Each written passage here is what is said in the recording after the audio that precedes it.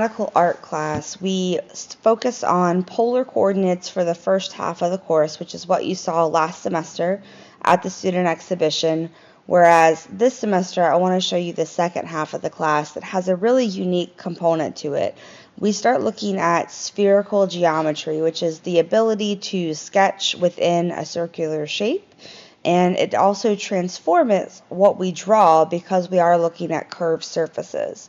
It also has a lot of really interesting applications that are utilized both in the real world and to make art. And so this is our first piece, and what's really unique is in the projects, you can imagine this to be in any medium.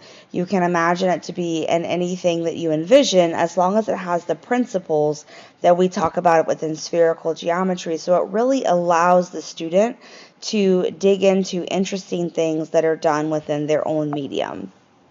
And so in particular, this student reflects on how this is reflecting both the form and the metaphor itself. So you see that large matte sphere, and it's intersecting with the tabletop, which is showing the relationship between the sphere itself and the coordinate plane that we talk about in the first half of the class. And so what it's also alluding to is a great circle, which is where a spherical object is cut by a plane, and what it looks like if you were to take that cut and peel it open. So kind of imagine slicing an orange and peeling open both sides, and we can have these interesting three-dimensional renderings that happen in that way.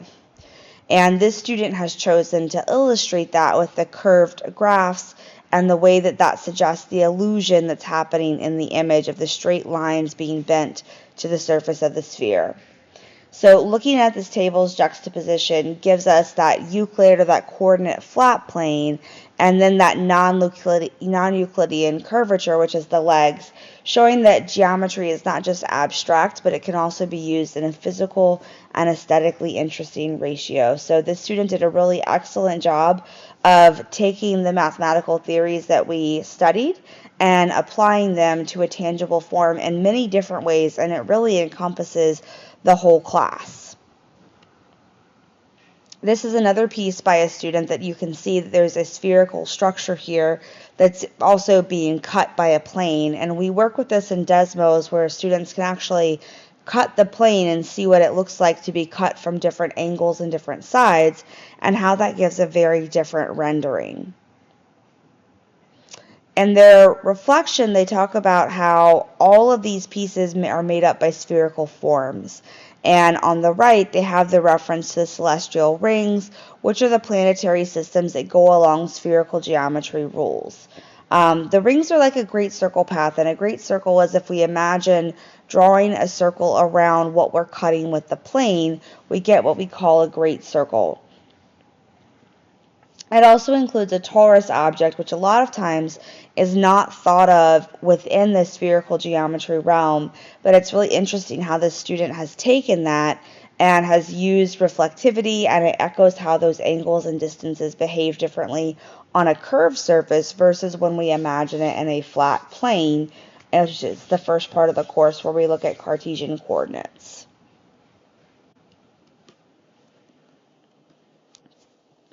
The next student chose to do a physical rendering, which is always really interesting to me to see the physical pieces, because again, they can choose any medium to work with.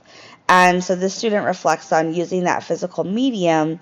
They were able to work from what they initially planned as their rough draft. So they have several weeks where they're iterating over their rough draft. And the student created a wire circle to get the spherical shape down. Once they had that spherical piece done, they then used hot glue to start attaching tape along the triangles that form the three intersecting great circles. And so when we talk about great circles are actually triangular iterations on a spherical surface. And they were able to look at the different layers that are happening there, and they were able to burn it to hold the shape. And so again, this is just really interesting to me because it's a physical piece, and it is encompassing the concept we talked about, like what are great circles, what does something look like on a spherical surface versus a flat surface, how does it differ when you draw it, when you flatten it, when you shift it, and this is really kind of a cool physical rendering of that.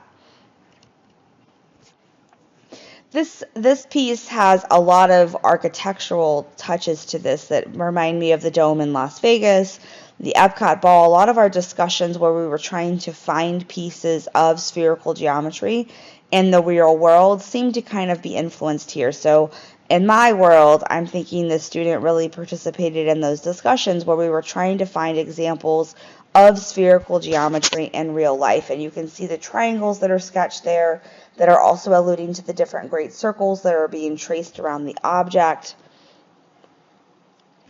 And so you'll see in their reflection, which I always read after I look at the piece, it definitely is speaking to the dome's pieces and the uniqueness of architecture that utilizes this. So this was a digitally hand-drawn rendering of an igloo dome within a actual landscape piece as well, which is really interesting. And you'll see how the student has basically applied it, but has also rendered a really cool digital drawing that has pieces and components of that spherical geometry brought in. This one was really interesting to me, thinking of constructing this actual piece, the sofa chair. So again, interior design, we can all explore any medium that we want to explore within this class and the project. And I really liked the idea of this chair because it does have kind of a nice book nook feel. So when I was looking at this image and I was thinking about what the student did, there's definitely elements of the sphere, there's elements of the great circle, there's elements of being able to sketch the triangles within the surface, which is related to GPS. So it was really interesting seeing the student actually bring it into a physical piece of furniture. And you'll see that they were able to really use Photoshop to explore things. There are 5 spheres in a Venn diagram format, each containing a unique triangular pattern, which also speaks to tessellations that we cover within the course as well. So again, we're kind of merging different pieces here that are taking on elements of the course as a whole, even though we are looking at it in the context of spherical geometry. This piece I thought was really interesting as we have a lot of different concepts going on, and there's a lot of visual images of spheres, and it is kind of a 2D rendering, but you'll see the curvature in the upper left-hand corner that to me was really interesting, thinking about the triangulation, the GPS, the navigation pieces that we talked through. And then you'll also see elements of architecture influencing the dome, perhaps even a influence of like a soccer ball. So again, looking at all of these is always incredibly interesting before you're looking at those pieces.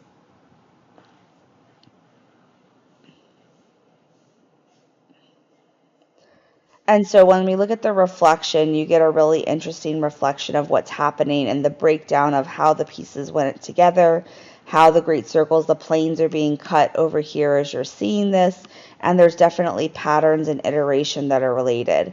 So it was interesting that sometimes the designs come out really clean and students will reflect on the fact that it's a clean and a pattern piecing design, and then other students take the same principles and they make dissonant art, which is really interesting as well.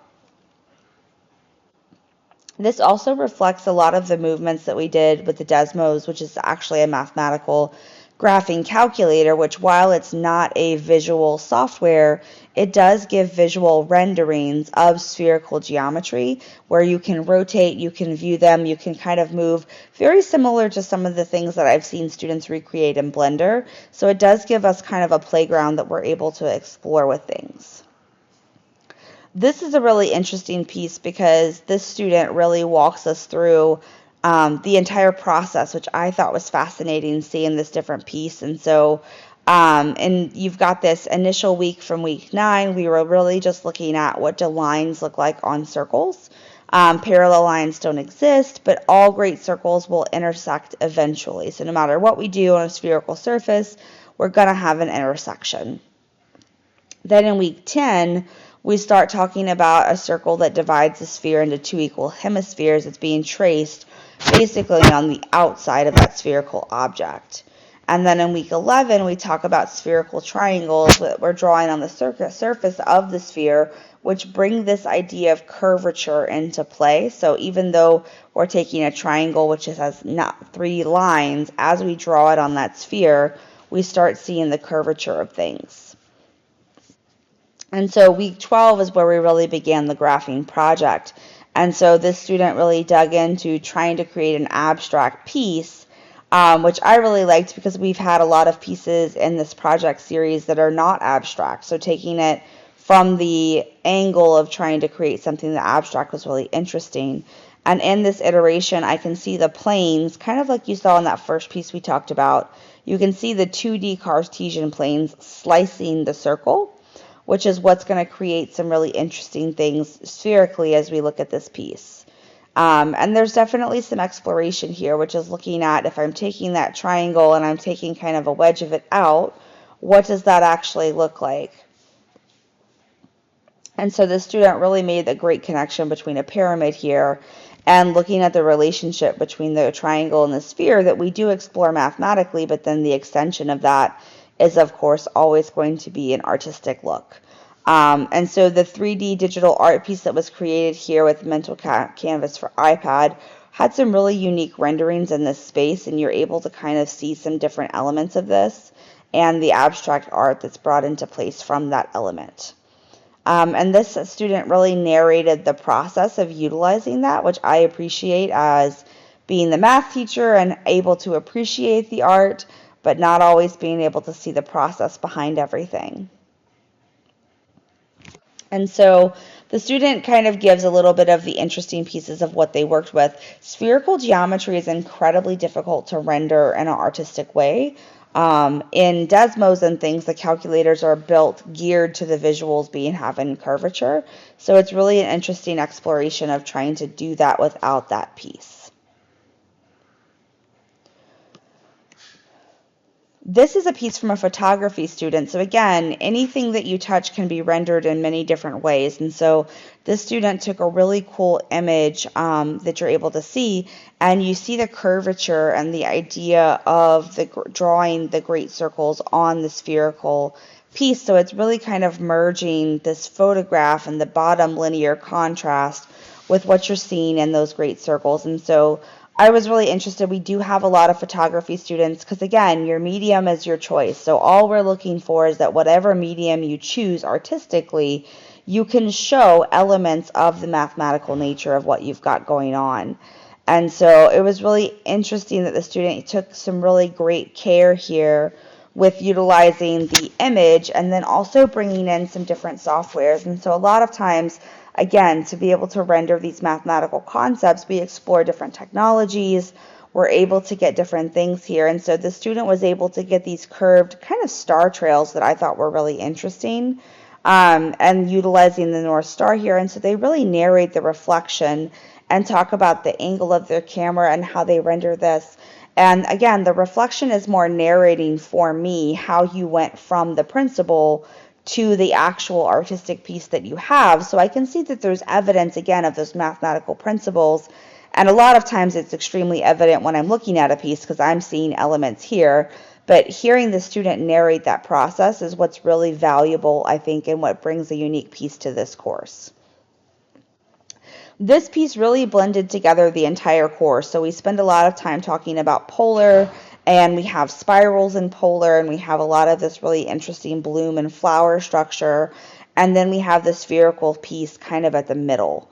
And so it's really interesting how the student kind of merged all of this together, bringing together those radially placed petals that are kind of simulating what you would see in a polar graph, but bringing it around that central core that's going to be showing pieces and elements of that spherical geometry. And so this design really relied on a lot of pieces, the petals that are arranged with the polar coordinate formula, and you see the equation there. And what's beautiful about what we do in this mathematical art class is, again, we're using this Desmos visual graphing software, and it will react and give you the changes to an equation based on how you manipulate the visual piece. And so that's, again, a really interesting component of how this course merges together, because we are looking at math from a visual perspective from the first time that I introduce a concept, because we are able to literally take the visual, click, drag, move it around, shift it, and it will give you that equation. So students that are looking at that equation that might be intimidated, it's actually generated from manipulating the visuals itself. And I really like that there's a sense of movement to this. I almost kind of have like a pinwheel and I see it kind of moving here. And so I really like that the student thought about that movement component because it's definitely implied when I look at it. Again, looking at it from a math perspective as well as from an art perspective. And so this one has some really interesting pieces, and you're going to see in just a minute, there's actually sound brought in. So I have a lot of students in transportation, I have a lot of students in games, and there have been some really neat investigations of audio being brought in to blend together things, especially as I've had students scoring things. And so you might be thinking, I don't know if this mathematical art class is for me. Maybe I prefer working with audio compositions. We have discussions where we explore some really interesting frequency changes and how those frequency changes affect things. And so this student kind of combined so many different elements. It was really cool that they were able to give us looking at polar graphs and sounds and artifacts. And so at first on surface level, I was like, oh, there's 3 spheres. And then I realized that this is actually a video that the student renders and that actually has auditory sounds as well.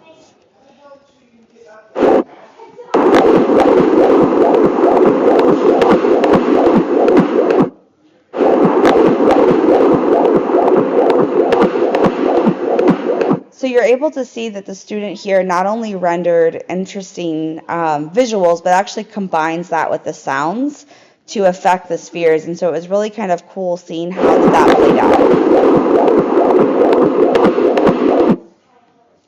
And then we also have this last image here, which is really interesting because we do talk about navigation, we talk about cartography and how it's used here, we talk about GPSs, and this piece really pulls all of those elements together, and you can kind of see what's happening there as well. And so the student reflects on having this plan and really starting out with the idea that this is utilized in cartography and then being able to apply that to their pieces. So I definitely love reading the reflections because I always look at the art piece first. I try to look myself for what elements I see that the student has brought in, and then I like to really read the reflections. And so all of our projects in the course have that component. So we're presenting mathematical principles. We explore those principles in discussions. We explore them sometimes in knowledge checks. We get some basic math skills, and then we move into investigating it with the visual calculator and Desmos, where we're able to manipulate and see how the equation shifts and changes and grows and differs. And then we also always bring it into your medium that you choose to kind of exemplify those components. And there's always a follow-up reflection so that maybe I don't see a connection that you made. And it makes for a really interesting course that blends art together with math.